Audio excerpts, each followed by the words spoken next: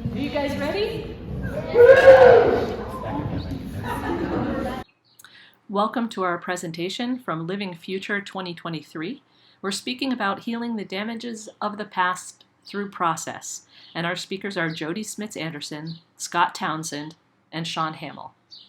Thank you for coming at the end of a Friday, So hopefully you'll enjoy what we present, you have something to take away. The three of us have been working on this for a while. What I want to do is start off by some of the very foundations of what this is.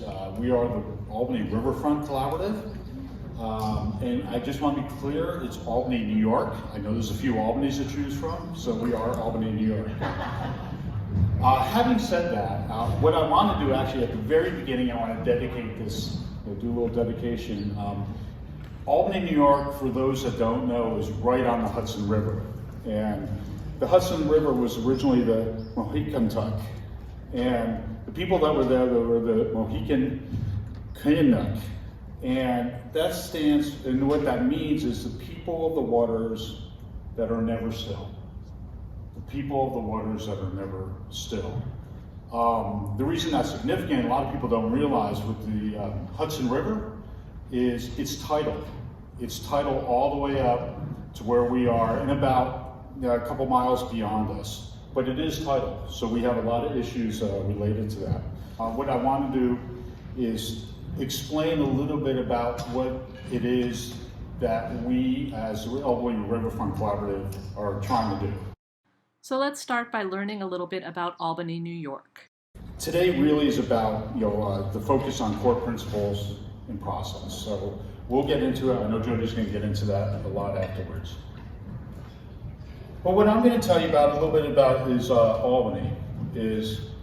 Albany, like a lot of these legacy cities that are up in the upper northeast, we're organically grown industrial cities and everything. They've as time has gone on, things have moved out and everything. But this is what you would see. This is the latest picture is the one on the far left, which is from 1922. That's a significant photo, which you'll see why in a little bit. So up until then, it was growing organically and it was doing whatever cities do. And you can see the density and everything, which is wonderful. Eisenhower in the 50s. And then all of a sudden they had this wonderful idea that we were going to build this massive highway. I mean, there's so many words. Everyone out here in the audience is sophisticated to know that's why we're at the conference. But this is kind of, the BHAG of restorative justice in a way, what the city of Albany has. What you're seeing here is the vision up on the upper corner. That was the rendering of what they were going to do. And you can tell it's totally cutting off.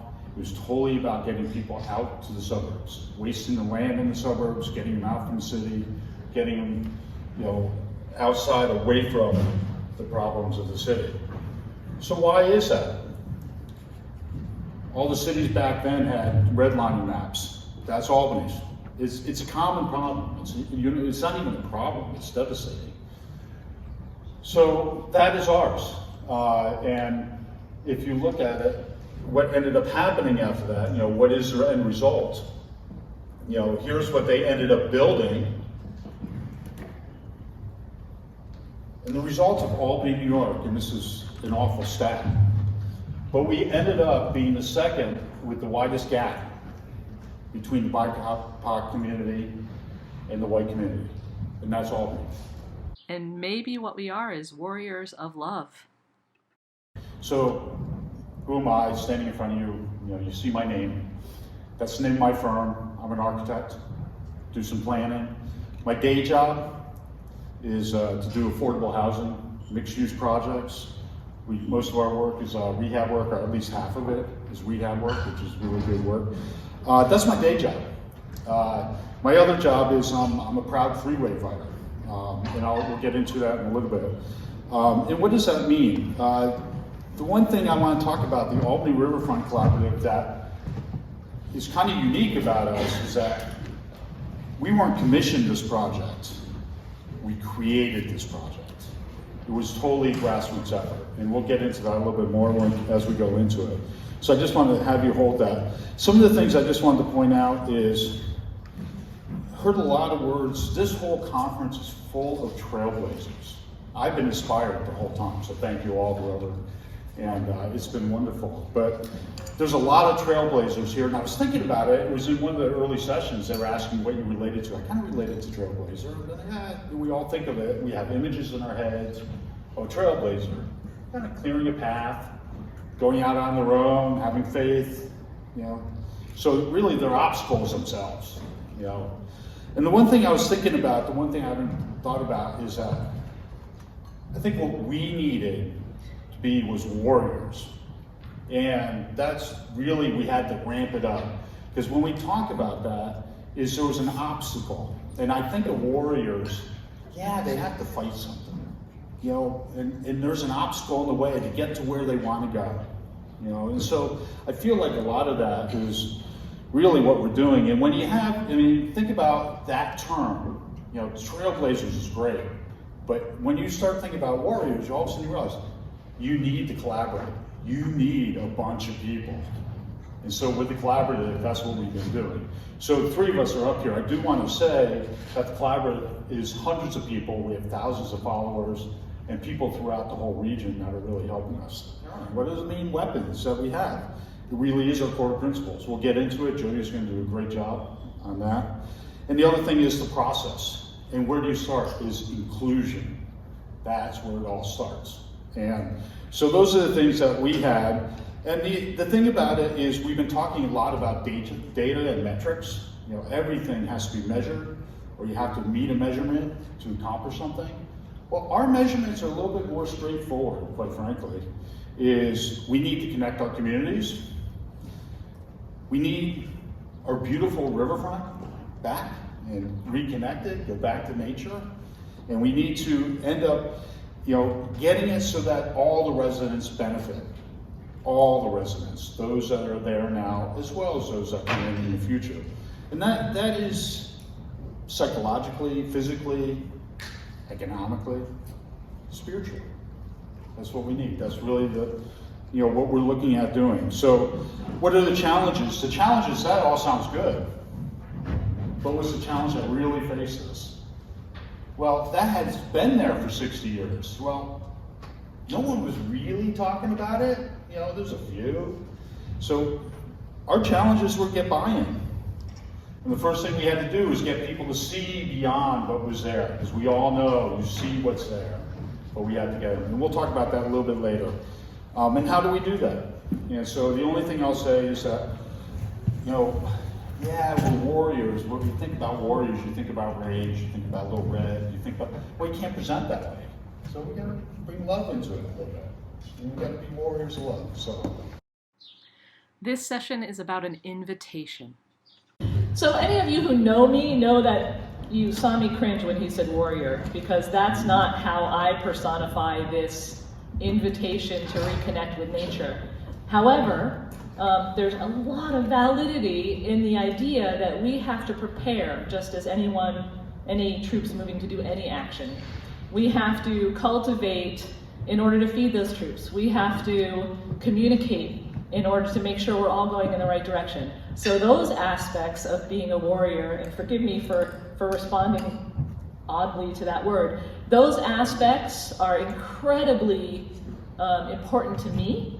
And in the past few years, and just a quick introduction because many of you don't know me, I am a dancer. Some of you found that out last night. I'm an architect. I spent 15 years working on New York State policy for sustainability and trying to convene groups to move the operations of New York State government toward a greener operations at all different levels. And then I left that form of service because it wasn't amplified through a team. It wasn't amplified through a troop. There wasn't a cultivation of a mission at a broad level. I joined the private sector. It's been a little rocky, but there's such excellent work going on in the private sector as well. And I always want to talk about collaboration and moving the mission forward with new information and with curiosity and with a respect for the people who are doing the work and even the people who are resisting the work. We need to respect that as well, right? And how to use regenerative practice to inform work. One of the things I learned in the past couple of years, I started to get engaged in regenerative practice, and I'm going to spend, in total, it's going to be 15 to 20 minutes in total, on 2 little work assignments with you all. So first, make sure you've got paper and a pen somewhere near you. Right? The thing that to me is important about regenerative practice is it operates at several levels. One level is very simple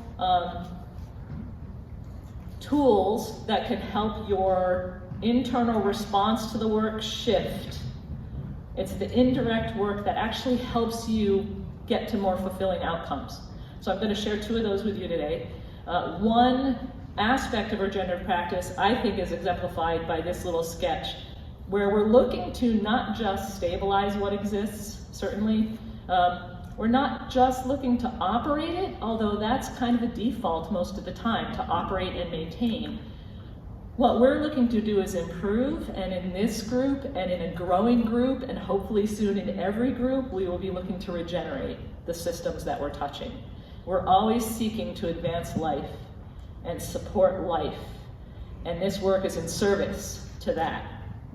I'm going to go through these 2 things, 3 lines of work and nestedness. And the reason I'm going through these is because even though they weren't overtly used in Albany Riverfront Collaborative work, they influenced my approach to working with the founding, like Scott and I were the founders of the Albany Riverfront Collaborative. In the initial conversations, they helped inform the discussion. And I think they're really good tools you can take away with you. 2 other quick things. The Albany Riverfront Collaborative is not really a project, it's a process of creating inclusion of all voices from all communities in Albany, so that the communities that were disenfranchised by previous processes can build trust enough to actually take part in setting the path going forward. And it is not something we can flip a switch on, so this is incredibly iterative and nuanced. The main pictorial aspect of it, and probably actual that will turn into a project, is the highway that cut the city off from the Hudson River.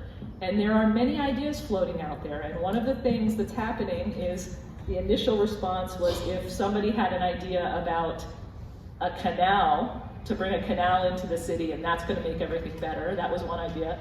Another idea was boulevarding the highway. Another idea was building a cap over it and making this big garden cap. All of these ideas, we can't say any of them suck. We have to understand what value is coming from those ideas so that we can commune on them and find the real vitality of Albany in relation to ourselves and the river. One tool is about 3 lines of work. All right, 3 lines of work. We're going to start here. One of the fascinating aspects is when you stop thinking that things are stopping you and instead start to treat them as information that you can use to do better work. So whatever project you're doing, there's an activating force. I want to write a book, for example. I want to lose 20 pounds, for example. There's a restraining force that says you can't do that. Like, I'm at a conference. Luckily here the food is good. That's a bad example. Okay, I want to write a book. What's stopping me is I don't have enough time, or I don't have a quiet space. And instead of saying I can't do it because of that thing, you said, what can I learn from that thing to adjust how I'm doing what I want to do, right? So we're going to take that, and you're going to go through a quick work process on this. This is personal. It doesn't have to be done in groups. The first thing, and the image is still there, you can kind of see it. Choose something you personally want to achieve and write that thing down. It can be anything from a building project you're working on, to how you want to raise your child, to if you need a new pair of shoes. It does not matter what the thing is. Write down that thing that's an activating force. And then pick one thing, the first thing that occurs to you, that's stopping you from doing that. Why can't you buy that damn pair of shoes. Write that down just below it. And then change your relationship to that thing and list at least 3 things you can learn from that restraining force that could help you inform how to get to your goal. At least 3 things. And we're going to sit with that. Can you guys time like 3 minutes? Sure. We're going to be quiet for 3 minutes. This helps us to reconcile instead of compromise. Okay. Take a deep breath, because I know putting any thought, especially on a Friday afternoon, onto a piece of paper is tough. I'm not going to ask anyone to report out on what they wrote down, but I want you to think for a couple of seconds about how you feel about looking at an activating force and a restraining force in that way. How has that 3-minute exercise shifted your relationship, potentially, to obstacles you might be encountering? Does anyone feel comfortable sharing what happened in here? Yes? It just made me more creative about the solutions. Okay, made you more creative, that's wonderful. And let's take one more, sir. I know why you put that in tornado. You felt that, you know. That's a great comment. You understand why that tornado is there. You're reconciling the forces in a way that's positive, regenerating, and potentially reconstructive or rehabilitating to your own relationship to the work. It's indirect work, internal. One more. It made it less personal and more objective. Like instead of it's like my shortcoming that I can't do this thing, it's here's this thing I'm trying to do, and there are objective restrainer forces that are working against that. Okay, that's fascinating. So just to reiterate, make sure I get this right, that it makes it less personal because you're kind of analyzing those restraining forces, and it gives you a little bit of different perspective. And I find that very interesting because it actually changes very personal attitudes. So really, being objective in that way is a vehicle for fulfilling your own process. Ah, that's marvelous. Thank you. I needed that.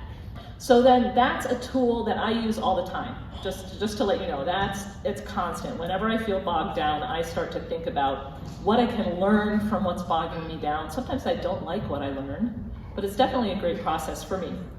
The other piece that has been transformative in the way I do work is nestedness. And this is, I'm going to put it really simply. If I'm going to do something and I can change how I do it to have a benefit for my neighbors or for my community without additional cost, it's just a change of thought process, then that's incredibly beneficial to my neighbors and then my community. And if the neighbors are happier and then the community is stronger and more resilient, what do you think's gonna happen? Then the community is gonna support the neighbors and the neighbors are gonna support me. So the reciprocity of this is incredible. So this is really tied to Living Futures work, because if you are building a project, it's not just the building, right? It's everything that building touches. And you can make informed decisions or uninformed decisions. And why would you make uninformed decisions, right? And then the community directly impacted by that building will benefit, and then nature's systems or the political systems or the social systems will all strengthen if you have them in your mindset. Now this is not easy. I'm going to be really clear. There is a selfishness that is inherent in a lot of the work that we do. It comes from the celebratory pictures in some awards sessions, not the ones here. It comes from, having the architects or engineers that are most prominent are doing buildings that we only see the picture of the building and all of the, power lines and all of the traffic are smudged out of the pictures that we see. It comes out of having our name on things, right, instead of a team on things. And it's also how we do a lot of things in life anyway. We think about, how does this impact me? But if you think about how does it impact me and the next layer and the next layer, there's a robustness of information. So this is work piece number 2. We're going to go in and you need to pick a project again. It can be the same one you talked about before. Hey, I want to write a book. How do I write a book in a way that benefits the firm that I work for? Oh, let's make sure I write a book about something that we want to really improve in so that I can benefit that firm. And then that firm can benefit all of the clients we touch. And then the clients will stay with the firm and I'll still have a job 10 years from now, as an example. So pick a project and then define the next 3 layered systems. This can be intensely personal. It can be, I need to improve myself and that's going to impact my team and that's going to impact the next layer. Or it can be purely project related. I need to design a building and I can do it in a way that does this and then impacts this. So let's start the time. Another tool or framework is nested systems. All right. So does anyone want to share out anything that occurred in your own mind and body as you were looking at nested systems related to your project or your person or your thing? Yeah. And I've summarized the inputs so you can hear them. So the comment, just to make sure everyone heard, is that it was probably easier to start at the center and see the impacts going out. But to your point, thank you for working on bringing that information back in. Seeing the reciprocity helps you to actually build the choices much more clearly. So it's a wonderful reflection that it's easy to see your relationships moving out or your project's relationships moving out, but it's not just how that building impacts the site, it's how the site impacts and informs that building, for example. And we often neglect that part. What valuable systems can we strengthen in this work that will then make that building more successful? Any other changes in process? That corner. Oh, I didn't see you. Thank you. Yes, speak loudly. I will. So I started with kind of the 3 rings, but as I started to look deeper and sit on it, I saw even more steps within there. It was really interesting to think about the minutia as you spent time with it. Oh, that's marvelous. So it's not, I mean, this is a very simple rendition, right, of the complexity of our world and our interactions. However, mastering this kind of 3 levels of this nested systems starts to build your capacity to see more of those relationships and identify the benefits and the reciprocal impacts. So thank you very much for that. I just want to point out that my co-conspirators did not do any of the work. Okay. All right, so those are 2 very simple frameworks from regenerative practice. If you have the opportunity, Google the regenerative practitioner, look at the blogs, take a look at the process. There are several people. Who here has done regenerative practice training? Yeah, so you guys really know. And what's wonderful is the group of people that starts to think this way and apply different frameworks to understand things better. The frameworks aren't a yes, you've got it right or no, you've got it wrong. They're tools for exploration and discovery, right? They're just wonderful tools for that. The people who are doing this work are supporting each other in doing this work, which is in and of itself just an amazing feeling to do that. So the reason we share these is because this informed a lot about the project the process for Albany and the Albany Riverfront Collaborative. We really are focused on healing the damages of the past. So now Shawn is going to talk about some of Albany's history, and then Scott will talk about the status of the Albany Riverfront Collaborative. And as we're going through these, see if you can spot where we gained from doing some regenerative practice approaches. I think it will be evident, so that's your assignment. Thank you. Some architects want to be the smartest guy.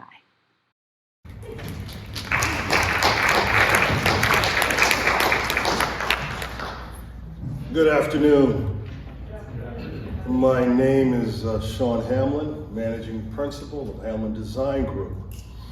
And my day job, I'm an architect, not a warrior. Don't want to be a warrior. I'm teasing my friend here.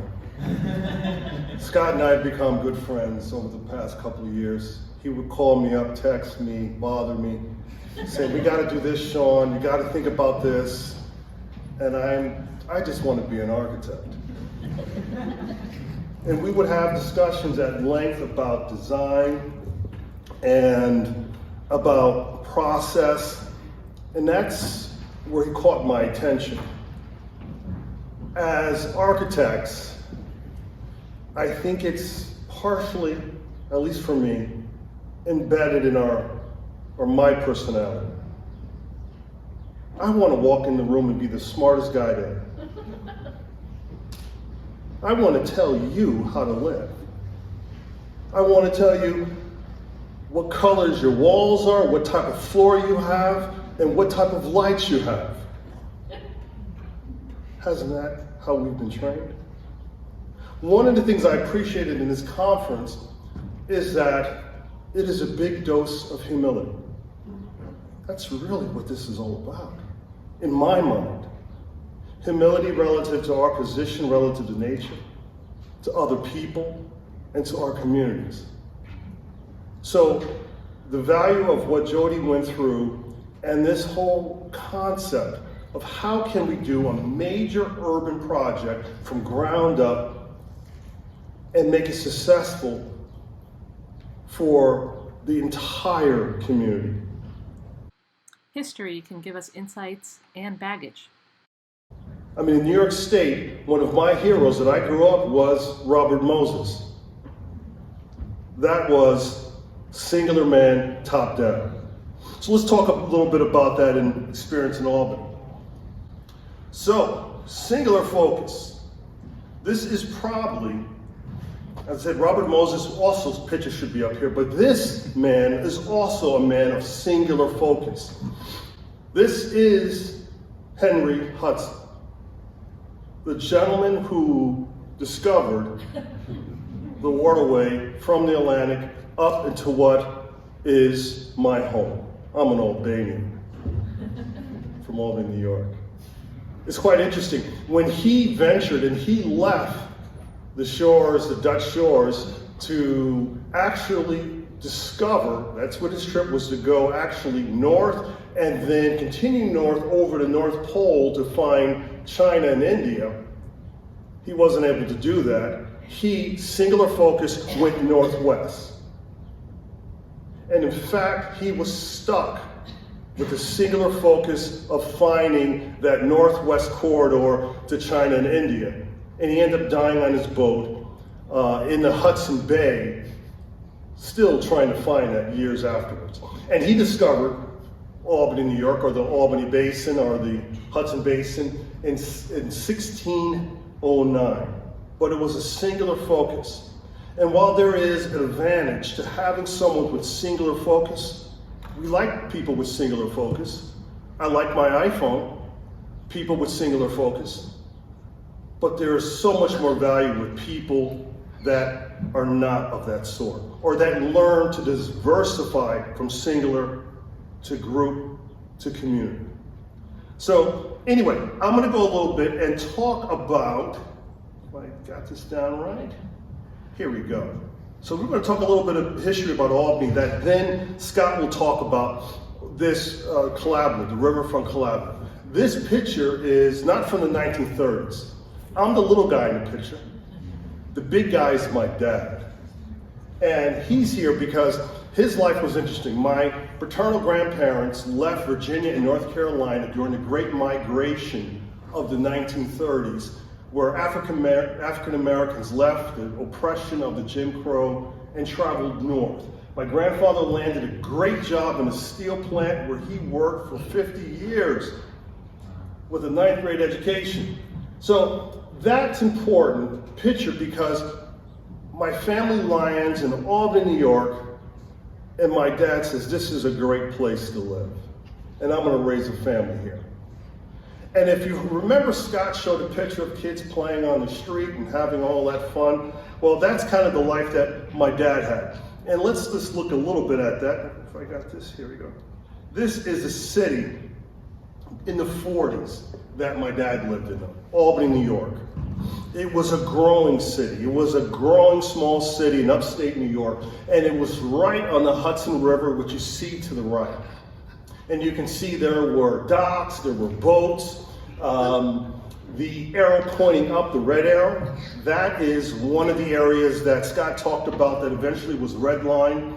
It was the African-American area of the city. My dad lived in that area. The little circle there is the train station. At the age of 7, he shined shoes in that train station. And he talked to us about the city and his experience of him and his friends running down to the river, stripping off their clothes butt naked and jumping in the water and playing and jumping on rafts. And he expressed that to my siblings and I, and we found that hard to believe because this is what was happening by the mid-50s and early 60s. My main man, Robert Moses, and the governor of New York did this. In their singular vision, they said, we're going to make this a wonderful place to live. They buy 40 blocks in the heart of Albany, displaced families, and they put in a freeway that allowed you to get in and out of the city. Now, what was interesting, I remember in the 70s, my dad still talking proudly, when this was all done, that this was the best thing to happen. But really, was it?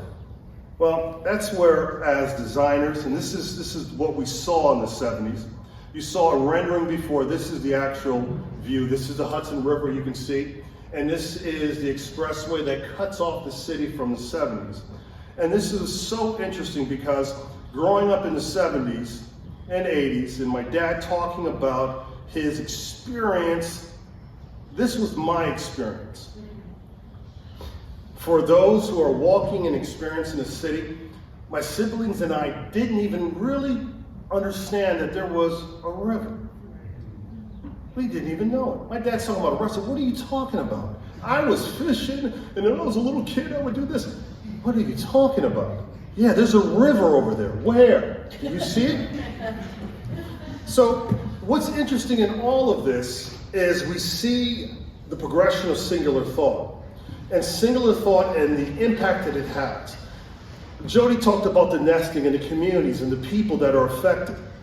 That thought wasn't a thought that Rockefeller had when he put this highway in place. So, though I can't say I'm a warrior or a highway warrior, what I can say is that as designers, as a guy who wants just desperately to be a decent architect, we really have to advance our thought and how we think and how we approach problems. And what I've learned, it needs to come with a large dose of humility. So what's next for the Albany Riverfront Collaborative?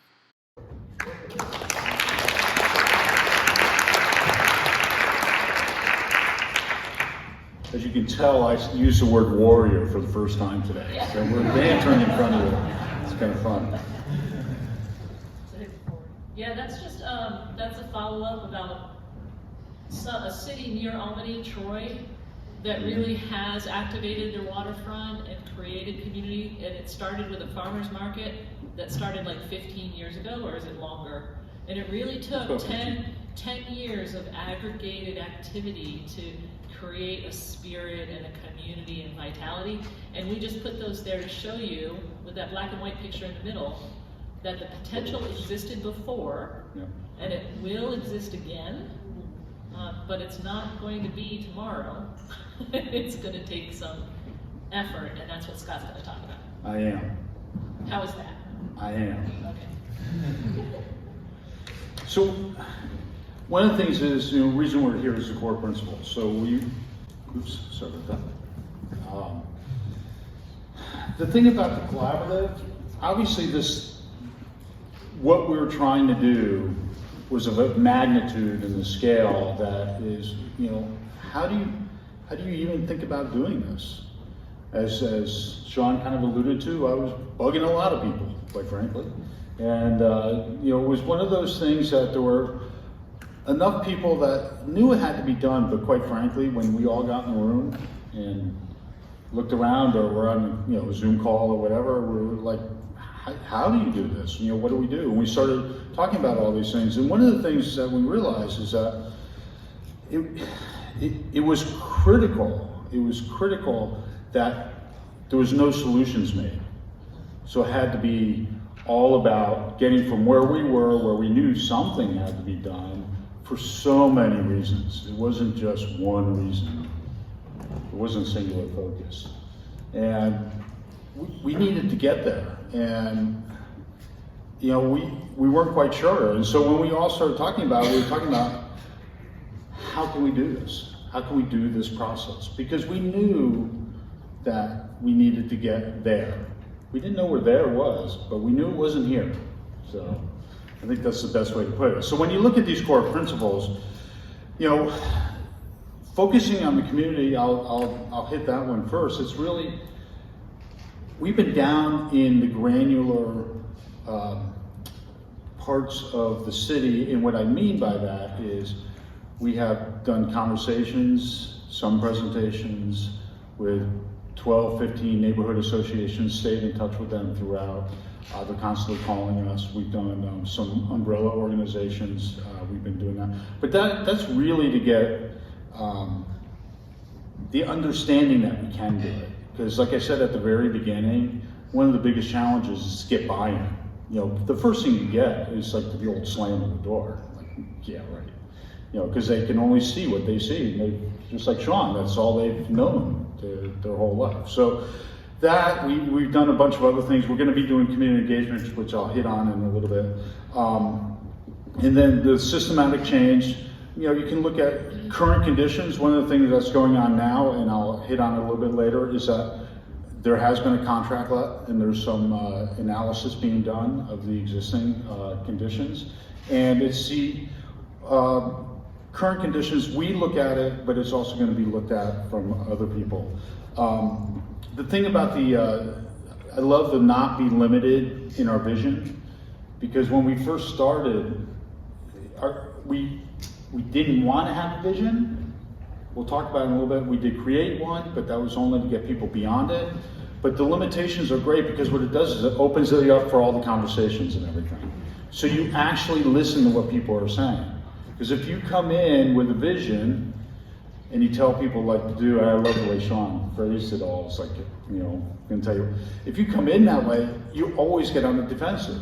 I'm an architect too. And if you're coming in and you're presenting something, you're bestowing, but that's a different thing. So I just wanted to hit those. The other thing is, the one thing you can tell about it at the very end, when it looks like we go beyond inclusion, co-creation. We are at a point where it will evolve. Like I said at the very beginning, and I just want to go back to it a little bit, is the old city, it organically evolved. It's natural. I mean, it's natural from a human development standpoint, but the co-creation is, you're really trying to figure out, take everyone in and not set up any hierarchies that are in place. A couple of things I want to point out here as we go through is you'll see here the shots up there, which are really pretty powerful. This is 1922. This was 2022. This right here that you're seeing, that's what that Shawn was showing you recently, that's what it was. And then this right here is the vision we created. And I just want to point out, the reason we created the vision, all of us have a hard time seeing beyond what's there. And if you don't present something, they'll be stuck in that. And that's what they were stuck in. So we wanted to really show that and get to that. One of the things that I talk about a lot, this is a little sketch I did real quick, and it's gets under me a lot, is that the whole idea of bestowing. And if you think about it from the Robert Moses, Rockefeller, whatever the power that be, and it's happened, it's universal truth, is that the bestower may be well-intended, maybe not, They're going to come down and say, hey, look what I'm giving you. And who's it going to impact? It's going to impact the community, whoever lives there, and all the various stakeholders, and all those words. But the reality is, I did the tree on purpose because a tree works and it always has constant communication itself, and organically it works perfectly. Doesn't so much when you get human people involved, or humans involved. Where we are now is, one of the things that we looked at doing is, I told you at the very beginning I'm a freeway fighter. We were just named by the Congress for New Urbanism as one of the 10 freeways without futures, which we're very proud of, and this is the ones there. And one of the things, and then also at the local level, it's fine to get national things. We got an award over in Poland, but the thing is how is it affecting our community? So there's been a lot of buy-in at the local level. This is our Times Union, and one of the things they said in the perspective opinion piece was they wanted it to be one of the major headlines this year. The focus is working forward. So what I wanted to do is, what our intent is to take that tree trunk. Wherever human beings get involved in the tree trunk, they're going to mess it up. There's going to be disconnect, there's going to be distrust, there's going to be all that stuff. So what we're doing is we're bringing them all together. And there's ways we're doing that because it's at the bottom and it's at the top. So right now we're in dialogue with our New York State DOT, and they just let out a contract that's going to be started immediately.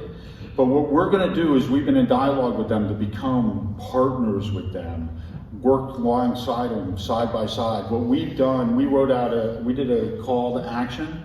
It was not a call to arms, it was a call to action. And so we had it was like 115 businesses and community organizations, not-for-profits sign on, not individuals. And it was very impactful. So we're reaching out and we're letting people know what we're doing. That project management team that you see is DOT. They've been sharing all their presentations in-house and out-of-house with us so we can become trusted partners. That is so hard to do. We've been doing this for a couple years now, and that's where we've been trying to get to. And I just want to point out something real quick is, so where we're at now, and I'll just hit a couple things, is that New York State DOT put $5 million set aside for the study itself. It's the first time it's been done. And that was last year in April. It was about a year ago, actually. And then they went out to let, they just released the contract and got the contract then signed on board. So actually, that just went in the paper yesterday, ironically, so I'm going to do this first. It was a quote. It says, "We are looking to deepen," this is from the ARC in that, when it was announcing the DOT hiring the consultants. "We are looking to deepen the engagement and hoping we can assist by being a conduit to the community." And that's all publicized, that's all stuff, and it's been building trust forever. Thanks for your time, and we're going to wrap up. That's where we're at right now. We're just going to wrap it up really quick because I know we're a little tight on time. I think that the main point is that we're building trust in the community. So you might be saying, where's the project? It's not here yet.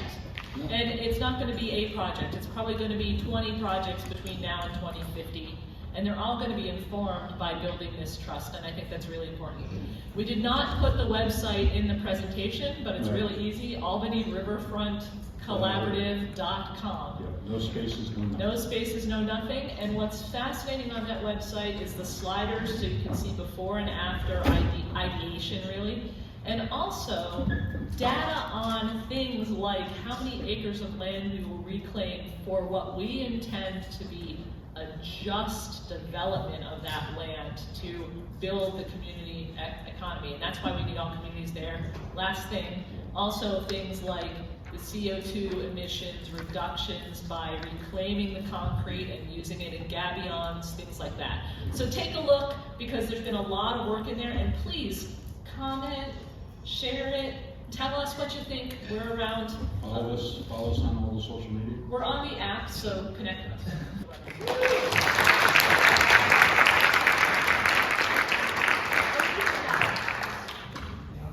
Yeah, so you can also check out freewayfighters.org, and it's just very interesting to see all of the projects that are happening. And there are several. New York State is a perfect place. Rochester, Syracuse, Albany, Buffalo, and New York City are all doing highway reduction or intending there to be some level of highway reduction projects, which is fascinating.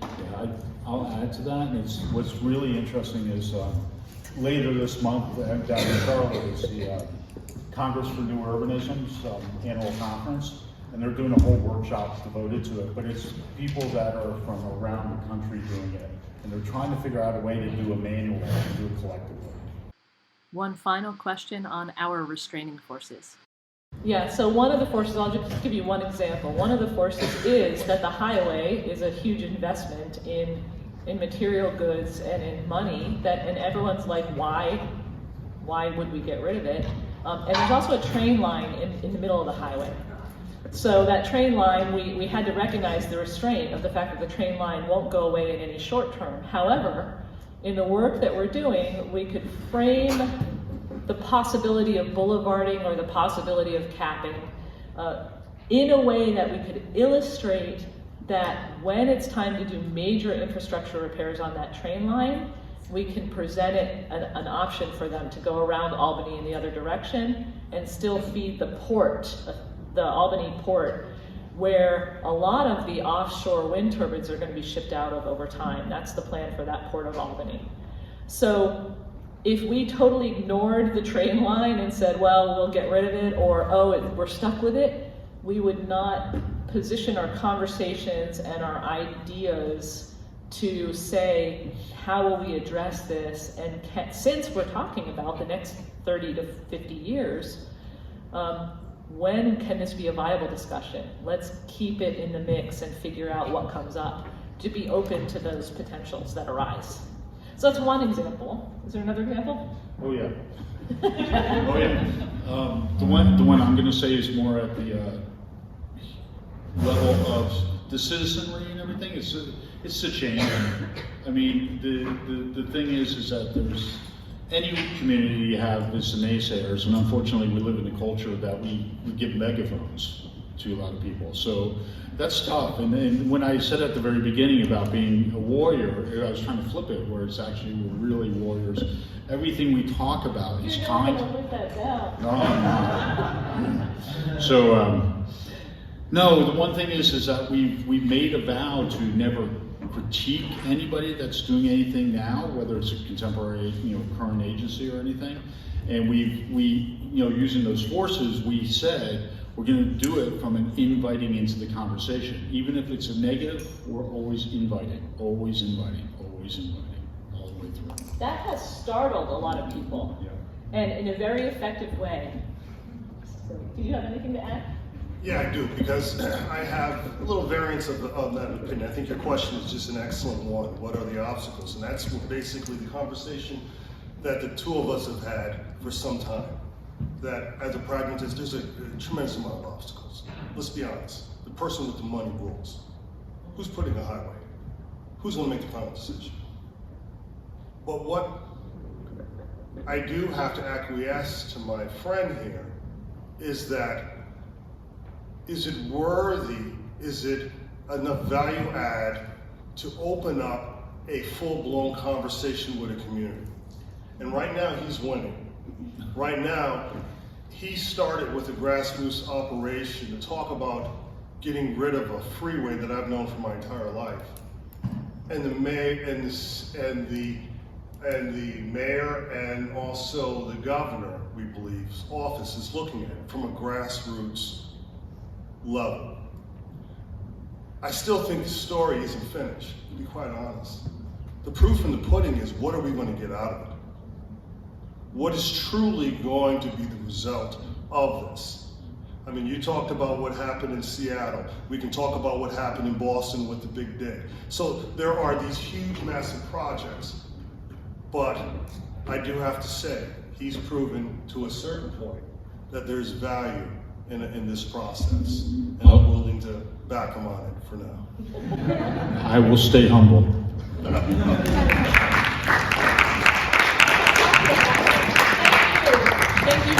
for your attention and for the dancing and for this entire experience. Thanks again for your time and attention and curiosity, and have a great future.